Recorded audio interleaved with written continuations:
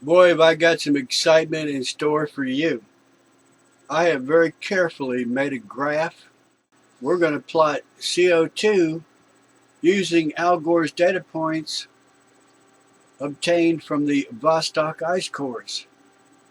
I'm sure there are hundreds of data points, and I've got to put them carefully exactly where they go. So I've made my chart with detail, almost down to the pixel, so that these little lines are exactly where they belong.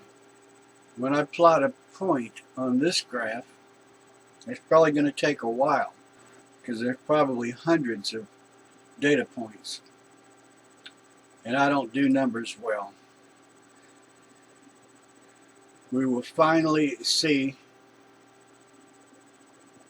a realistic depiction of Al Gore's carbon dioxide data points obtained from the Vostok ice cores, the very same data that he used in his traveling salvation show.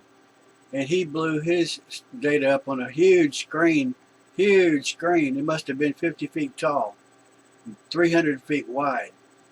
And he pranced back and forth in front of the screen, and he even got up on a lift and lifted himself up and said, "Look here, it's off the chart.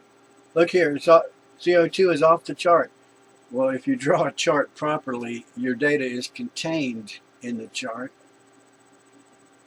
He was putting several charts together in order to give a false impression to an unsophisticated audience.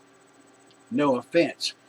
If you were caught unaware, unprepared, and you saw the information presented as Al Gore did, you could very easily have been misled. The next step is to transfer these numbers to the chart and then connect the dots. Let me remind you that the chart that I showed you in the last video contained only 1,500 years because we were concerned with recent temperature. In contrast, this chart covers 10,000 years. Now we plot CO2 data.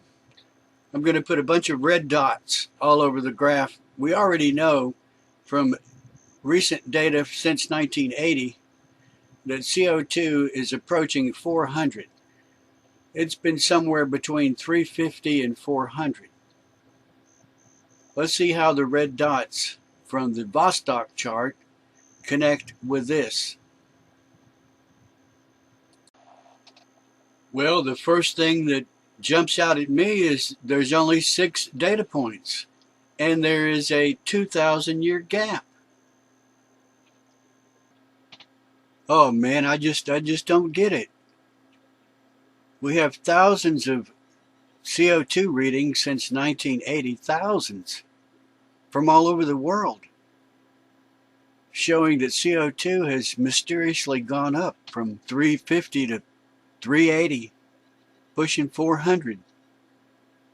But we have this gap in Al Gore's Vostok ice cores.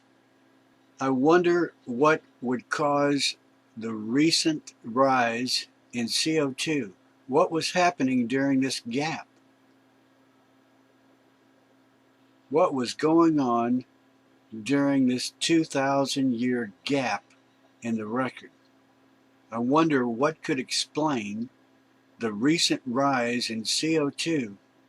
We know that we're only putting a small percentage of the CO2 in the atmosphere. Where is it coming from? What could have caused it? Well, this is just too hard for me. I'm confused. I guess I'm not cut out to be a scientist. I'll just lay down and take a nap. Oh, I'm so sleepy.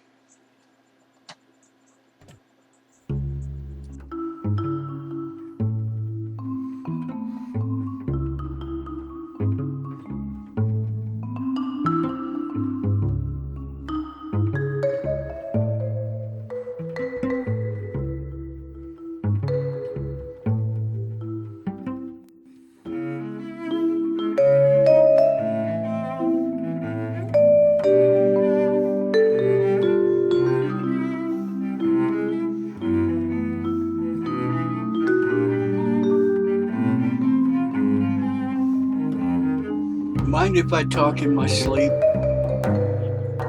I don't normally talk in my sleep, but I'd like to confess that the medieval warm period was not very warm, and I'm not the only one confused about that. It was about the same temperature as today. The spike that I previously labeled the Viking Greenland spike is erroneous. Turns out that the medieval warm period was about the same as today. So if that's a medieval warm period, we're in a modern warm period today. What was really hot was Al Gore's spike about 400 years ago.